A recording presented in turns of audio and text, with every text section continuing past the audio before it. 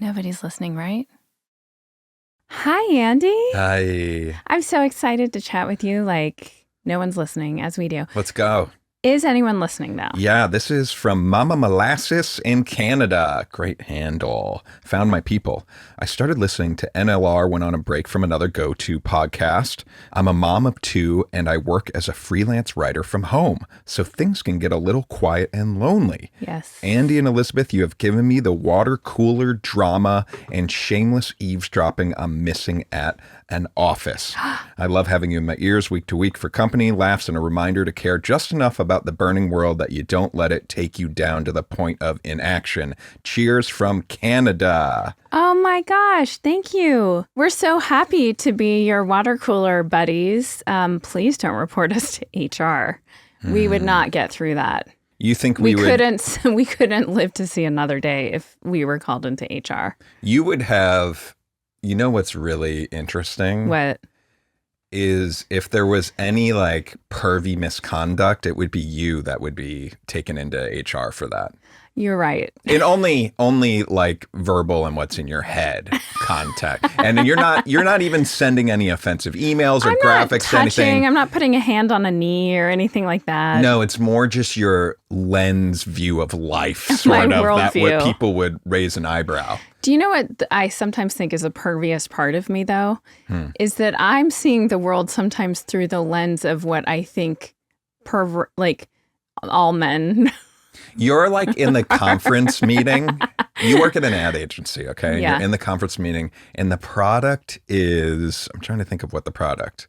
Anyways, they're coming up with like a slogan for a new product. Uh-huh. And it couldn't be more PG. It's totally fine. But you have this like one little angle, and you're like, but guys, wait. What if they think it means this? And everyone looks at you like... Oh, you mean like your Box City hat you're wearing right now? Walking around. Example. Look at me. I love Box. Yeah, so this is such a good example. The members of Box City are sitting in a room trying to think of a name. No, it's a box company. A design for the hat? Yeah. Or no, it's the name for their store. Box City. Wait a minute. But doesn't that sound like people could take it the wrong way? And so everyone's like, Elizabeth, we sell boxes. Mom, Dad, Uncle Jimmy, I'm starting a new business. What is it? It's just going to be a huge fucking store where we sell cardboard boxes in every size you can imagine. Okay. Interesting. Well, how are people going to know, like, what are you going to call it, first of all? Box store. Box store. Box store. Doesn't really flow off the mouth that well. Box store. Box Co. Actually, Box Co is pretty good. It really has a ring to it. Box Wait, is there a Box Co already out there? What does Box Co make? Are we about to become box moguls? If we ever have to have a shell corporation, can we call it Box Co? Oh, you got it, baby. Box Co Incorporated. Why would we need a shell? I don't know, for some like shady money stuff or something. Uh-huh. Yeah. I don't want to ever be in shady money stuff. I would hate to go to jail for a white collar crime. Yes. Those are the ones where they're hiding money and stuff, right? Yeah. And actually in St. Louis, we knew a lot of families. I knew someone too growing up. You did? Mm-hmm. Also in St. Louis? No. Oh. In a different area. Oh, I know who you're talking about. You don't actually. I do. No, you don't. Did they have a... Nope. Oh, okay. Different person. Yeah. So in St. Louis, on our street, on our lane, was a family who was in funeral homes. And there was some sort of racket going on with selling funerals, like pre-selling funerals or caskets. I don't know, but it was real bad.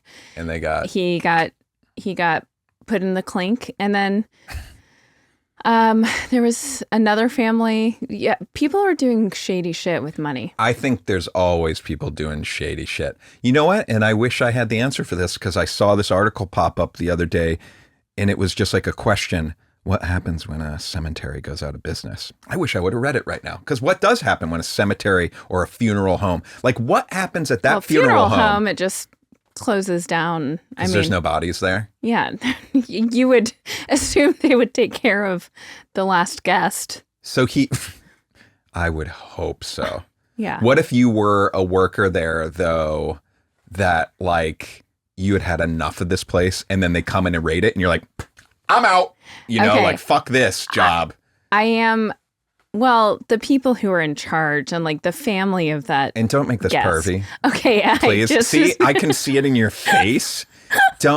This is your problem. You need to get rid of this lens. Don't you think that there's a lot of shady shit going on in funeral homes and stuff? A lot? No. Okay. Occasionally, yes, and it's very disturbing. But it's the perfect situation. For what? For what? For what? For someone who's into that. Into what? On our other podcast, we're talking about very unique kinks that I never even knew existed, like vor. And my question is perfect that someone who would be into corpse play.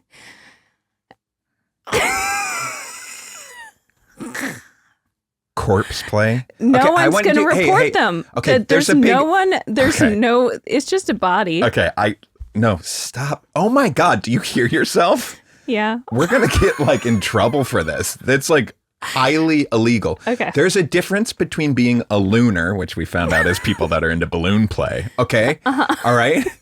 And what you're talking about is called, I think, technically necrophilia. It is a no-no. It's a disease. Okay. And did you just say it's a non-victim crime?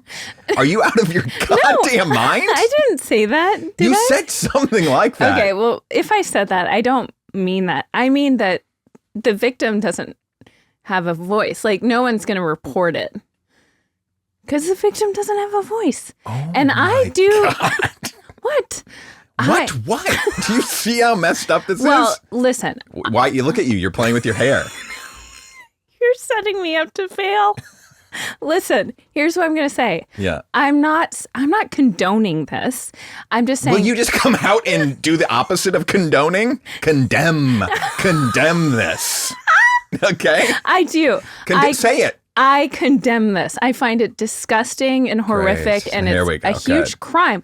This is what I'm saying. We're talking about white collar crime and stuff like that. Mm-hmm. Obviously, this is not white collar crime. This is some other. This is in its own realm. But there are people who are drawn to things. People who want to commit crimes, and a lot of times it's sex related. It's sexual crimes. Mm-hmm. For example, priests. Priests are like, oh, here's the perfect storm here. I can be a tenant of society that people respect, don't question. I have access to kids. It's horrific. By the way, I'm condemning everything I'm talking about. But you're saying it's okay if priests do things to dead bodies. No, Andy. Okay. I'm saying that in that case, obviously the children are getting traumatized and hurt. And not enough action has been taken by the Catholic Church, obviously, to deal with it. But for people who are into necrophilia, have that disease, they're going to go work at a funeral home. There's a clear path for them. Well, I think, and they're not going to get reported. They're not getting caught. Okay, hold on. Unless there are cameras. Okay, hold on. I think. Gonna want to look. Oh my God, this is so. I can't even believe how insane this is that I have to say this to you. One, your point about them. Oh, they're gonna just go do that. Sure. All predators are probably figuring out how they can prey, right? Yes. You could say the same thing maybe about priests or whatever. Let's not even go there. This is why when we had someone come speak to us about protecting your kids, and the statistics is not a fun thing to think about, but statistics say that you need to think about this and be proactive as parents of protecting your kids from sexual predators. Yeah. Because I think it's something like 1 in 6 boys and 1 in 4 girls. I mean, think it's even more alarming than that, honestly. It's horrific. And it's not usually the boogeyman waiting in the shadows. It's usually... Well, it's It can Most be. Never the boogeyman. Okay. But it's their, violin teacher who's taking a special interest in them and wants to take them to the violin concert. It's people you know. It's Uncle, Derek. It's people you know. The takeaways, it's Okay, people you know. go ahead. Okay, now I'm getting a little lost. Okay, the victim in corpse play, okay, is The family. Yes, and it is also the corpse, and it's wrong. Depends on how you... Okay, this is starting to feel like you're like cannibalism hot take, sort of, which Well, now there is seems crossover. totally fine. Now there is crossover. It's just a body, but no, if it's your loved one's body, I'm saying this is a horrific crime, and you're really fucked up. If you really need to go get some help if that's your thing. Yeah. Yep. Yes, you do. Okay. All right. This is one really dark philosophical question. Is this really bad? Are we going to lose everything from this? Everything we built. Okay. Hold on. I just want to say, for the record, I was just saying it's interesting that it's an area where criminals, sexual predators and criminals could get away with it much more easily. It's horrible. I'm saying right here, I'm against it. I'm condemning, and it's bad. You are condemning as someone could condemn something, to be clear, right? Yes. Okay. That's great. Yeah. Okay, how the hell did we get there? I don't know. We're talking about Fox City. Can we talk about, I feel a little crusty today. Yeah, I feel greasy. Why? We ain't got no hot water. So when you said, are we going to lose everything? By that We've already lost hot water. What else can we lose? It does. I think it's because, we're going to have a plumber come tell us what's going on. But it does remind you, obviously people have gone through horrific things here. We have friends who have lost everything. Mm-hmm. Just like these little creature comforts, though, and how we take them for granted. Hot water. I feel gross. And I haven't showered in 8 days? 2 days. 2 days. And I feel like subhuman. I'm in a situation where I have to shower every morning or my day doesn't feel right. And I know that's some people find that excessive. No, I don't think so. I think it's pretty common for people to shower every morning. I feel like that's a very, very common thing. You think most people bathe once a day? Yeah. Oh, great. I thought it was more like once every other day for most people. No, I think it's an everyday thing. I think hair washing. Oh yeah, maybe that's where I'm getting my wires crossed. But my day right now I don't feel right in my body. I feel weird. Everything you've been talking about so far makes it even weirder. Do you know what I mean? Weird vibes abound. Yes. Crusty. Okay, on this note, you're not going to like this. The weird vibes. Yeah.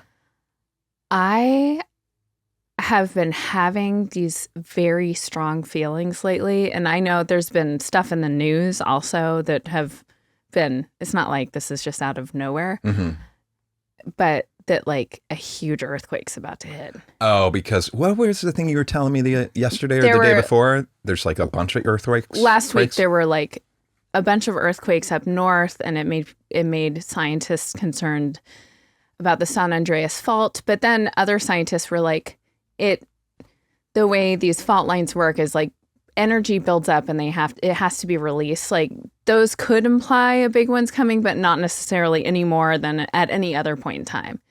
It's been a while since a big one, though. It's been a minute. And even obviously we're talking about right now, I'm having this feeling of brace yourself kind of, which actually is not what you're supposed to do. You're supposed to be loosey-goosey. Yeah. Roll with you're the just punches. You're supposed to get into a safe position and kind of hold on, I guess. But that's bracing yourself, isn't it? Yeah. Yeah. Anyway. I thought how you're saying in a car accident, you don't want to stiff up. Tense up, right. That can cause more damage. Yeah, but it's been really stressing me out. I know it's on the heels. Everything feels so, apocalyptic right now. Are you not having any kind of earthquake vibes? I don't have vibes. It's always a humming for me, sort of. And maybe it is a humming a little bit more. But I don't know if that's just because, like you mentioned, these earthquakes and it just seems kind of dark. But the fact is, us living here, people living a lot of places, it's a part of life. You lived through the big, the World Series one, right? Yes. Northridge or whatever. Is that Northridge? I think so. Oof. How long do they last? Well, that's the thing is the other thing I was going to say is living up in Northern California. No, I didn't live through the Northridge one. That's LA area. You're talking about the San Francisco, and it was 1989. Okay. And yes, we were still in San Francisco, and I feel like I have a memory. I definitely remember the aftermath and seeing like the double-decker, the images and stuff on the news. I don't really have a memory of being in it. But anyway, we would have been there. But I remember, I feel like in San Francisco, I felt more earthquakes. Like in LA, we've probably felt like 7. We've been here 15 years. Oh, I think more than that. More than that. Yeah. One of them very memorably was the first night we had Teddy home. Yeah. That was one of the bigger ones for us, for sure, where like the stuff on the walls was really shaking and stuff. But I sort of feel like the bigger they are, sometimes the longer they last, which is what's really scary. But like those really big ones, I wonder how long and obviously there's aftershocks and it keeps going, but like that first jolt, are we talking like a minute would feel like an eternity probably, right? Yes, it would feel like an eternity. Oof. Well, let's move on. And do we know the drill, by the way? I know people are going to yell at us because you're not supposed to move during an earthquake, but if there is an earthquake and we're in bed, I am running to Teddy's room and you're running to Otis's. So you're really breaking all the rules. Yeah, all the rules. Yeah. Well, then we need to have a talk with them and be like, we have told them what you do in your bed. Yeah, and then one of us will come get them when it's safe to come get them. Okay, that's what we should talk about. Yeah. I think running during the shaking is supposed to be bad news. Also, running during the earthquake, it's like you didn't have time to put your shoes on. It can be really dangerous. And then one of us loses a foot. And then, oh my God, where's my foot? And then, Your foot? Yeah. You're going to lose a foot? You could. I was pointing out how you could. How? You're running and then like part of the house breaks and then something falls and foot gone. And you're like, oh my God, where's my foot? Well, I think adrenaline, it'd be bad news. Yes, we don't want that. Okay, well, anyway, the earthquake situation is keeping me on edge. Okay, if we're to review just what we've talked about so far today, hey, we'll blame it on the hot water not being around, I guess. Oh, I have something fun to talk about. Let's pivot. I love it. Okay, so I went to CVS the other day. Yeah. And I was wearing black pants, black sweatshirt, maybe black hat. Oh, okay. So looking like a real spy. Badass. Yes. Apparently, well, not to say that CVS employees aren't badass, but a man decided I worked there. Oh, interesting. In all black. And he didn't speak English that well, but he was trying to access the Tylenol. Oh, was it in a locked off area? Yeah.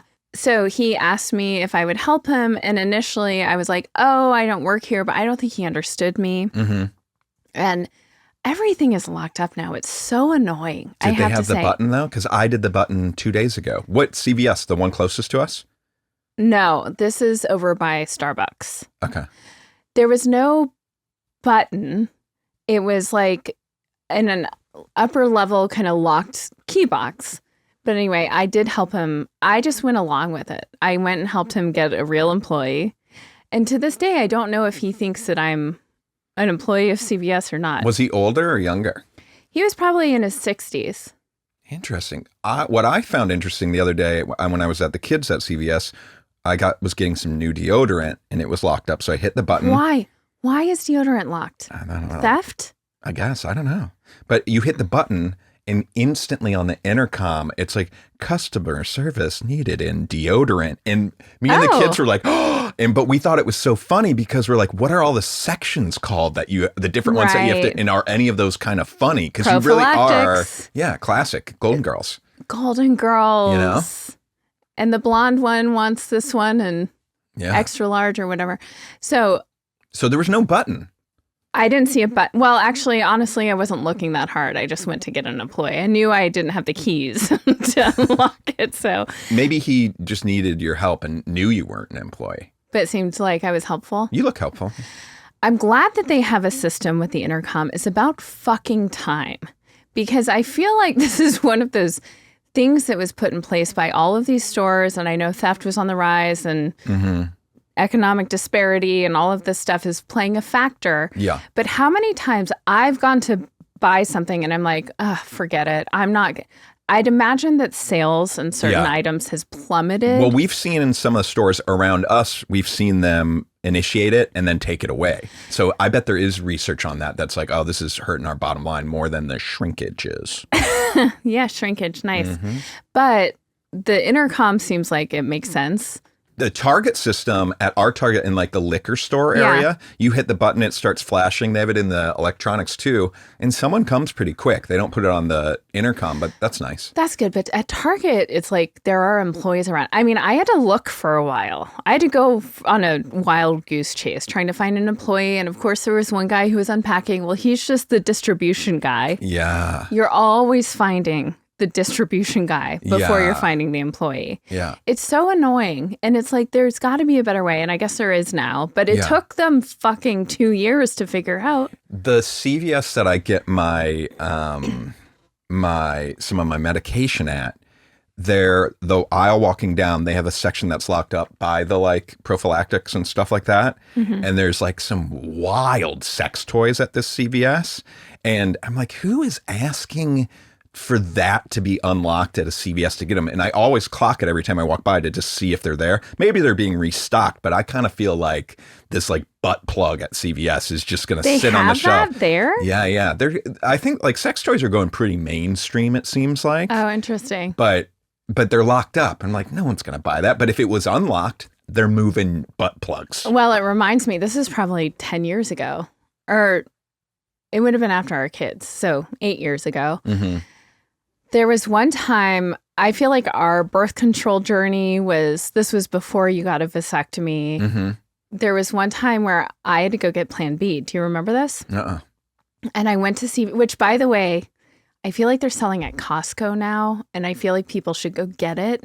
Just given if you're sexually active and like in that time of your life, go stock up on some Plan B while you can. Oh, interesting. Anyway, I had never bought Plan B before in my life. This is an interesting story because times have changed so much. Now I would go get it and not think twice about it. But like the Catholic girl in me felt a little weird going to get Plan B. And also that I'm a mother of two. I have 2 babies at home and, you know, whatever, which is most women who are accessing that usually have children already and not always. But so I go up to the counter and first I go over to get it. It's locked. Yeah. So I have to go over to the counter and the woman's like, oh, and she's busy. So she's like, I have to get someone else. And so she gets someone else. And this other woman down from the counter walks out and she's like 17 months pregnant, like the most pregnant woman I've ever seen in my life. Is slowly leading me down the aisle to get Plan B. And I was like, well, this just feels like something. Yeah. This feels funny. Seems like a sign. Yeah. But I got it and I took it and I felt reassured that I was in control of my health, you know? Cool. That's very cool. It is cool, Andy. It's very cool. It's very cool. I need to spin this on you somehow. That's okay. You should just ask me for some. I have some and I keep it in my travel kit.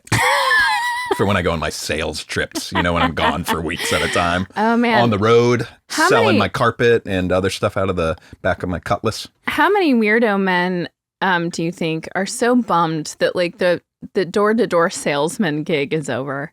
Because they can't continue with their multiple families stashed across the country. You got to imagine, okay, in some ways, it's so much harder to cheat or have like a second or third family out in the world, right? That the other These families days? don't know. Yeah. Oh, way, way, way harder. I can't even.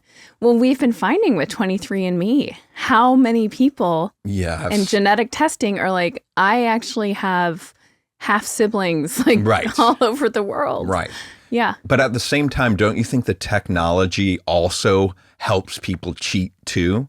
Like, I wonder if it's like balanced out. Because back in the day, you're on the road, you got to meet someone at the bar, the hotel lobby bar, whatever. But now, like, everyone's on these apps. There's like cheating apps and all this stuff. Oh. That like, It's a little more dialed in. but like, you can't get away with it anymore. No, They're going to come and get you. You're going to be found. And actually, even the guys who thought they were getting away with it back then ultimately got found out. Well, you make a good point with the 23andMe now. And they don't even know. Like, they lived there. Maybe they do. Their spirits know. But What does that mean? like, they're dead. Oh, all the these dead dead people. guys are like, oh, that Well, what didn't about work just out. the like 70-year-old guy Yeah. that finds out all of a sudden they get an email and it's like, you have 3 kids you didn't know about. Right. That happens. Yeah. Oh, sure. Yes. But none of them is similar to podcasting. We never could have known that we'd be podcasters because it didn't exist. None of them would have ever thought they'd get found out. Right. There was no, this is so unfathomable. Now, I forget where you stand on this, but is eating cheating?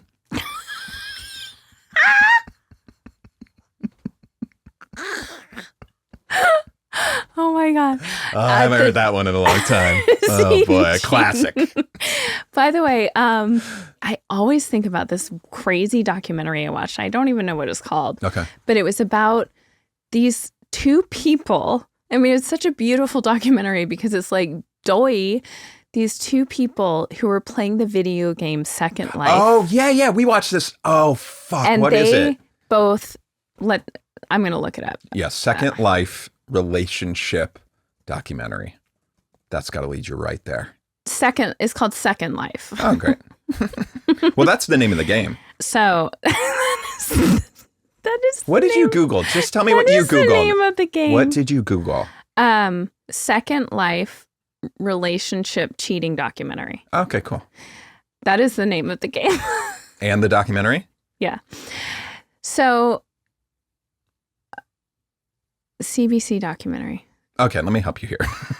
So, Second Life is an online video game where you kind of create your own little world. It's almost like The Sims, but I think more in depth and more. And you create your own avatars and you can flesh out the world and you basically can have this fantasy life. And you're chatting with people. But yeah, so basically the People couple. have sex on it. Sure. The couple falls in love. They leave everything behind, their 2 other families, right? Yes. And then guess what? But what's crazy is in this documentary, you see this, it's a mother of 4 and a father of 2. One lives in the United States or Canada. One's in the UK, I think. Yeah. They start basically, now this is a red flag. If your spouse is playing 10 hours of a video game, and I know you're thinking about me in Tetris, maybe, but I only play an hour a day. Yeah. And forming this bond. Yeah. And then they obviously fall in love, but they're falling in love in this fantasy world. It's like, yes, this is not going to work out. Mm-hmm. You're not who you think you are. Yeah. And then they decide to meet up. They have a magical weekend. Of course, finally, all that sexual frustration is released. Then they decide both to just leave their families. Those poor children who lost their mommy to a goddamn video game, and she's so stupid. And the man. I don't mean to. I just relate to the mom in the sense of how could you possibly do this? Yeah. These idiots who ruin their families, hurt their children, thinking that they're going to be together happily ever after. And then, sure enough, at the end of the documentary, he's moved out to England and they've since broken up. And he's, both of their lives are ruined. If you're going to do that, you have to do it old school where you're actually having sex and seeing if there's actual chemistry with the person you're having an affair with and whatnot. Yeah. It can't just all be over digital. Hey, I have a question for you and be honest. Uh-huh. Do you ever have dreams that you've cheated? Yeah. I've told you about those dreams. You have? Yeah, I feel like even on the show, I've told you about dreams like this. Yeah. Now, in those dreams, because I have them very rarely. Yeah. But for some reason, I don't remember tons of my dreams, but those feel very vivid to me because the overwhelming feeling in those dreams is one of elation, such deep guilt. Yeah. Like the whole dream. It's a guilt dream. Is a guilt dream. It is a guilt dream. It's not a sex dream. No, probably not. Okay. It could be, but I'm not. What does that mean? Well, you could obviously be having sex in the dream. Yeah. But I'm saying even of the ones that I've had, I don't remember of them. I don't remember waking up and being like, that was hot. It never goes well. Right. Now, listen, I wonder what the stats are on people that cheat, leave their spouses and get with the new people, how solid those are. Great question. And if you are in one of those couples, we know some of them. You like worked with remember like a really rich guy who like slept with the secretary and the secretary. Like, oh, yeah. If you are in one of those, and let's say it's in a situation where only one person was married before, so you're a homewrecker, okay? Let's not put it, because usually that's a term reserved for women. Now, I'm using it for both men or women. Okay. Do you want to have a new name, not homewrecker? No, that's okay. As long as we make that distinction. Yeah. So if you're that person that really, really fucked up and the other person wasn't that bad. I'm kidding. I'm just messing with you. Andy, God. No, if you're in one of those relationships where one person is married and the other isn't, there's cheating and the married person leaves and goes with the person that's not married. Yes. Do you always feel like you kind of have a target on your back if you're the non-married person in that couple? Like, is he going to do it to me now? Well, of course. Is that a thing? Listen, there are definitely couples where it works out and you can, in hindsight, go, they were soulmates, like. Tori Spelling. Well, that's not worked out. It didn't work out? No. With Dean. Tori and Dean. It didn't work out? No longer, no. Oh. So there are couples, of course, and they're like in their 80s, and that's how it started. And you're like, well, you were meant to be together, so like let bygones be bygones. Mm-hmm. But I will say, if you are entering a relationship by cheating, I personally, to each their own, would never feel fully trusting. Now, I will say... Of the foundation. I also don't fully trust you in the sense of, I don't think anyone should ever be fully trusting. Yeah.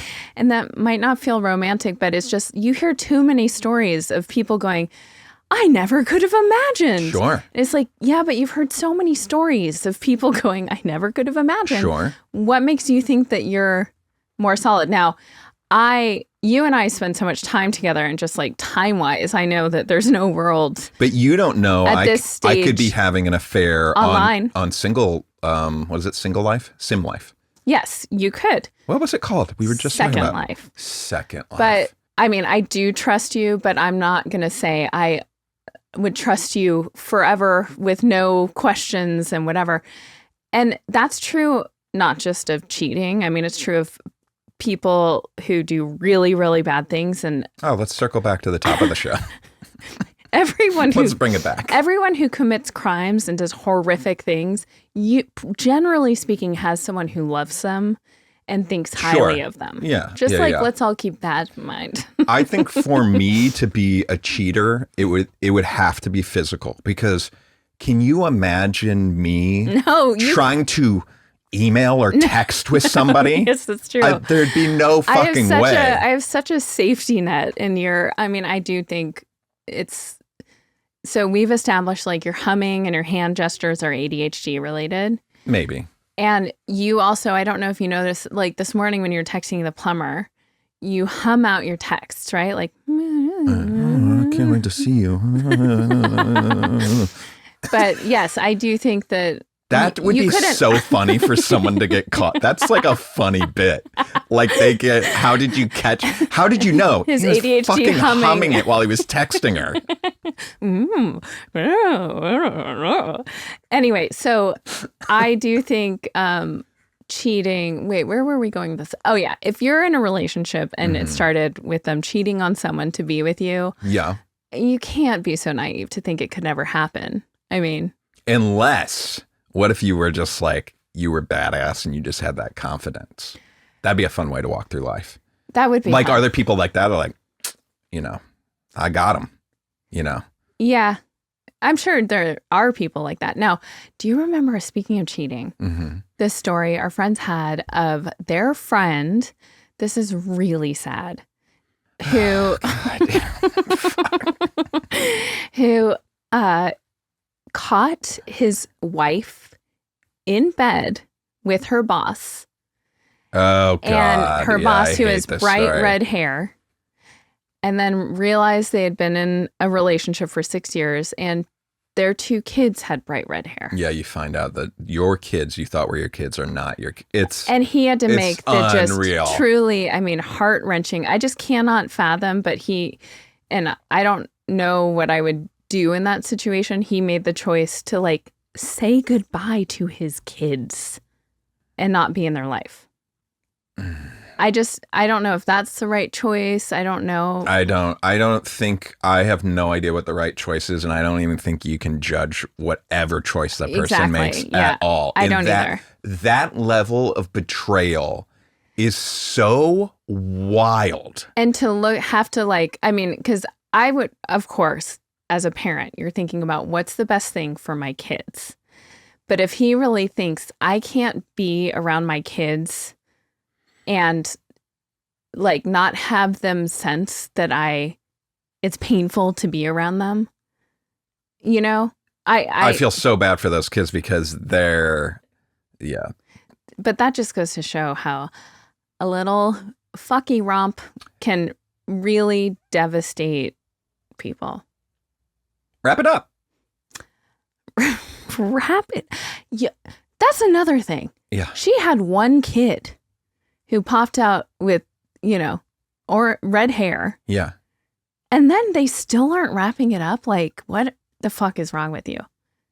To have 2 kids?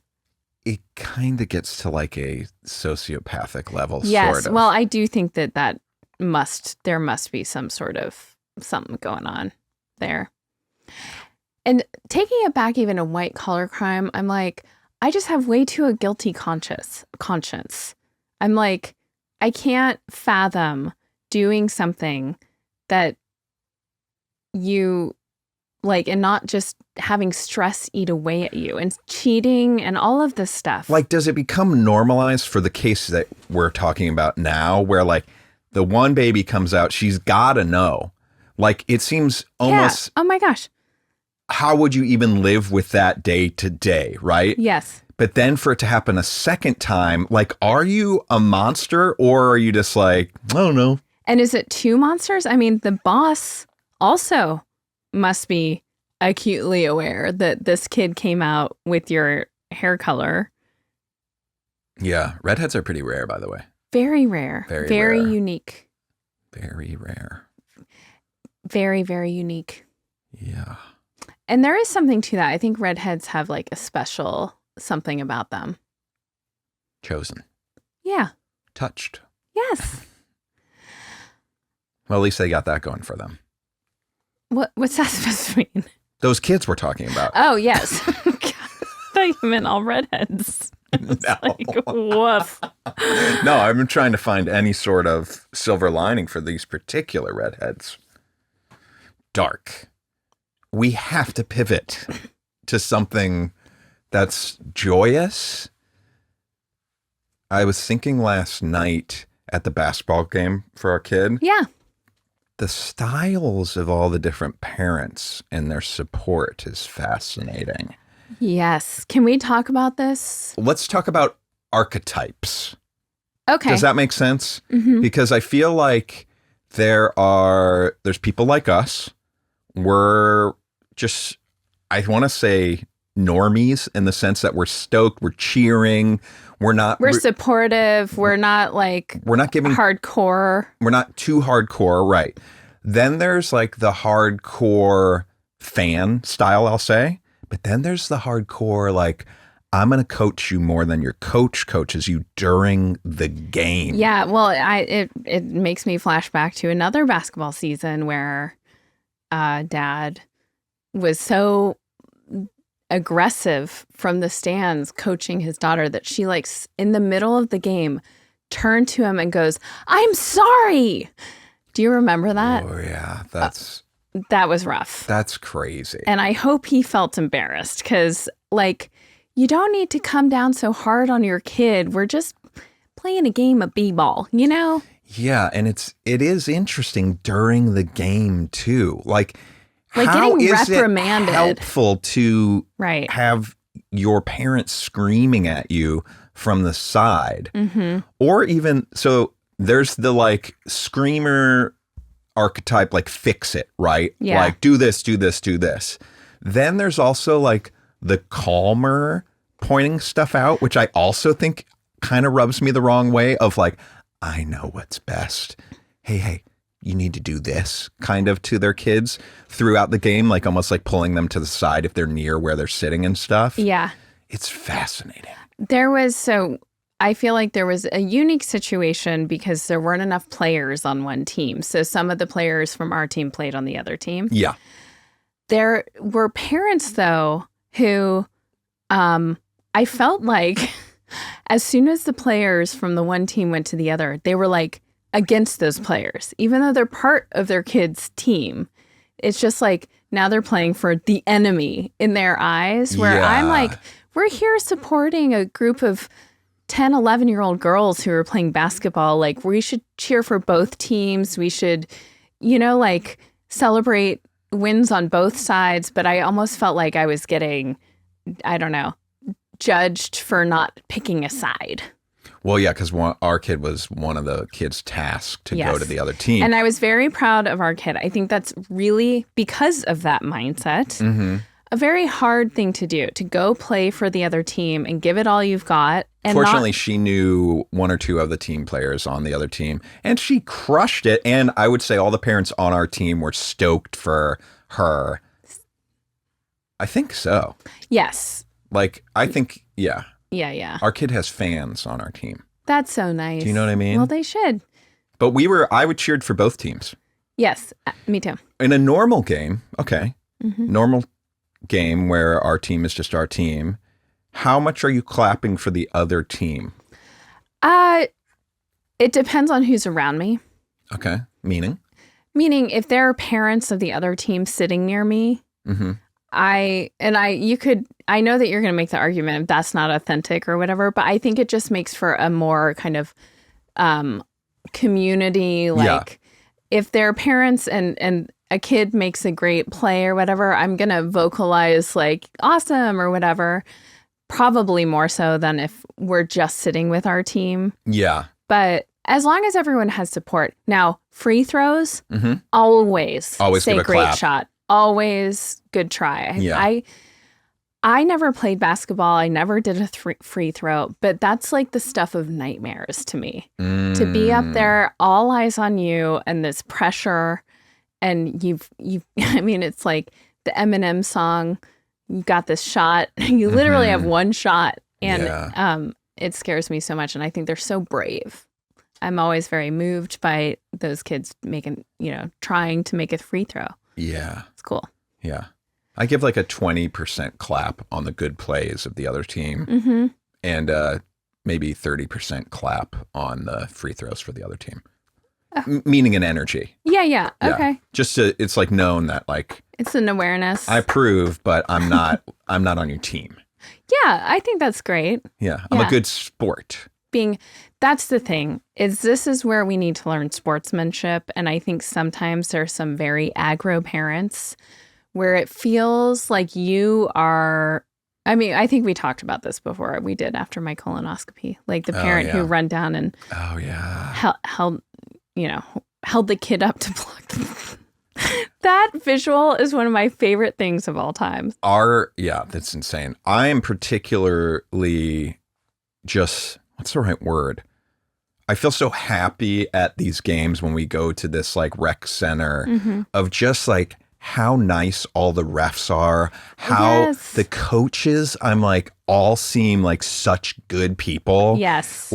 it's such good vibes that I'm like, it's so nice that these people, I don't know if they're volunteering, if they're getting paid or what, but I'm like, this is such a great thing. I love how we like know everyone now. We're kind of part of this little community, which is what it's all about. It really isn't it? Is. Yes. I saw some banners up last night that I'd never noticed before that was like, this rec center had won like citywide in these years. Ooh. And I was thinking like, oh, it must have been jamming then. And yeah. That does feel like a wave that would have to happen where where more people are getting involved those years probably. Or do you know what I mean? Like that's kind of fascinating to me. Like when those eras happen at a rec center. Yes. Because there was one year that like 2 of the girls levels like ages won the citywide championships. Oh, I love that. I mean, that rec center, the outside area with the basketball courts and tennis courts and stuff is bumping most nights. It's like, I hope we're entering an era where it's very used and active. We use it all the time. Yeah. Oh, you know what? You mentioned earlier, I just want to check in with you. And publicly seems like the way to do it. Great. How's your medication going? Oh, pretty good. Good. Do you feel like you have it dialed in? Yeah, pretty dialed in. I've been I still mess with it a little bit on what time I take the last pill. Because how many do you take every day? 2 or 3. Oh, okay. Just depends on the day. And you're like, today's a 3-pill day. Yeah, like I know like Mondays are a 3-pill day. But then but then also like 2 days ago, I thought it was a 3-pill day and then I just forgot the last pill. Oh. I was like, turns out it was a 2-pill day. Wow. But yeah, so I'm experimenting with what time I take that last one so it doesn't necessarily mess with my sleep. Because I thought it never messed with my sleep. And now I'm like, not so sure. But I also just know we in general have not been sleeping as well lately, wouldn't you say? And I don't know if that's just like the stress of life and like so much going on. What makes you, well, this is a sensitive thing, but recently, and by that I mean like last 3 nights, we've like had a little bit more kind of physical contact during sleeping or in the morning. Oh yeah. Like a little cuddle, snuggle, which is so nice. Love it. I love it. I missed it this morning. Oh, I love it too. I really do. The only thing is I'm such a light sleeper that once or twice in the middle of the night. I don't think I realized how middle of the night it was. Oh, because you reached over to like snuggle or something. And I'm like, well, now you've woken me out of my whatever path you're on in sleep, like REM or whatever it is. It's resetting. So maybe if there's going to be any morning snuggles, it's like you need to initiate because I don't think I realized what time it was. I actually think because I got up to go to the bathroom at like 4 something and was like, oh God, I thought it was 6. Oh, okay. So maybe that's it. Was. So I'm like, we had a nice snuggle the day before. So I probably woke up and was like, oh, snuggle time. And then it was the middle of the night. So what makes you think you're not sleeping as well? Well, that's what I'm saying is I am, and I was talking with my doctor about this, just being mindful with the medication because sometimes it does affect sleep. So I'm looking into that. And also, but I'm also like, are we just like stressed out with everything? Yeah, dude. Our personal lives just going on, work stuff, and then the world stuff. And is it just all of it? I also think I've been working a lot.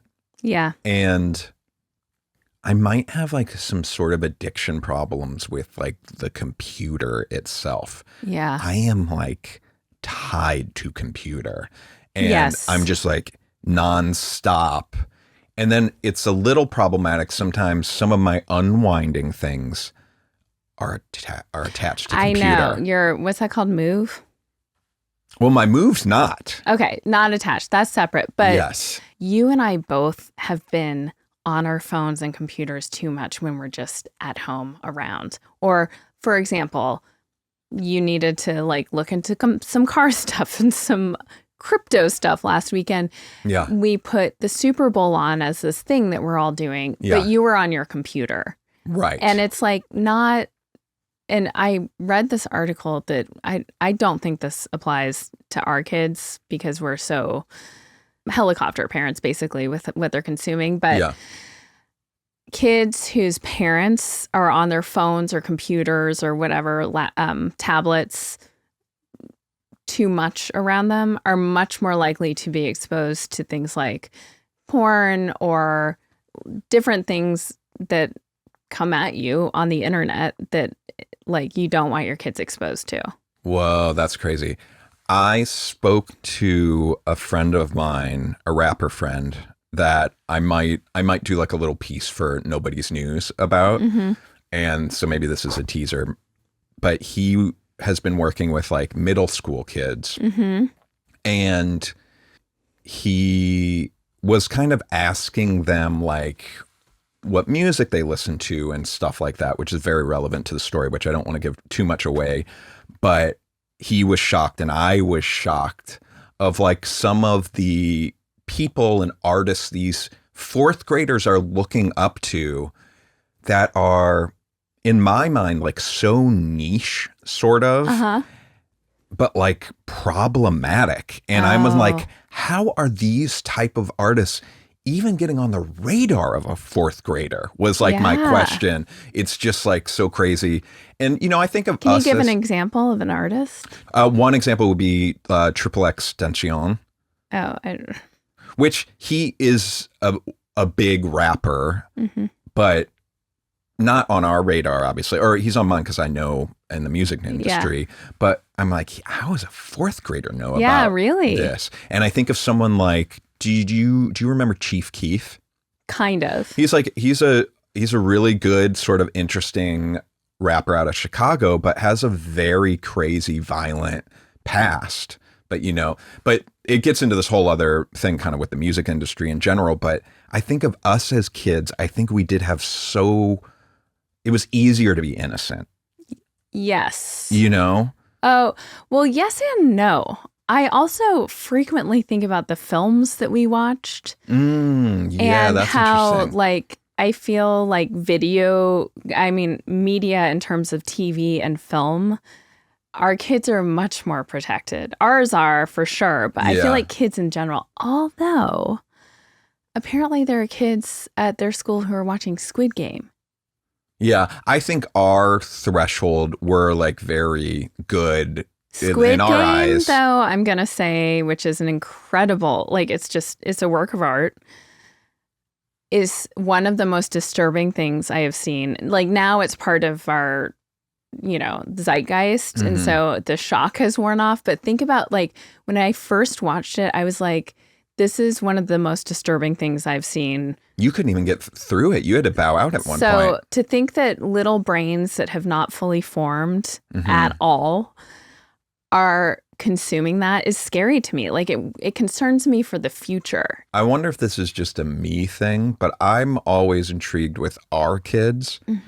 Whenever there's something that like maybe seems like out of bounds or off limits, or like we're talking about something that maybe we don't want to share with them, their interest is so high. Oh, they hear it from their hearing suddenly becomes 8 million times better. Yeah. And they can sense even a vibe. Yeah. If it's insane. They're like, what are you talking about? And we haven't even said anything. And I don't know if it's because we are gatekeepers in the way to that kind of stuff. Yeah. Or if it has to do with our kids particular or this generation. But when I was a kid, I didn't give a fuck about what my parents were talking about. Right. It was so rare that I would eavesdrop or like look at their magazine. Like I didn't give a shit what was going on in their worlds. Yeah. Where our kids really take very an interest. Interested. That's so true. But anyway, going back to our thing, I think we both, me with my phone and you computer, like we've had our heads down, and I have made a very big effort to like, if a kid comes over and is asking me or telling me something, like put it down and make eye contact and be present. But even that's not enough. And then I'm going right back to it. Like I need to work on that. And I think we both could be better. But good reminder, you know, we're always trying to do our best by those little angels who we love so much. It's hard though, parenting in this day and age. Yeah. I mean, it always is hard. I feel like it's never been easy. Yeah. Oh, I hear the sirens coming. They're coming for you.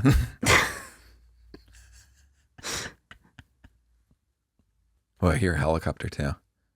Well, this was fun, Andy. I know it was really dark. It made you so uncomfortable at times. Yeah, hopefully we will be here next week. Hopefully we won't get kicked off of our platform. Of our lives.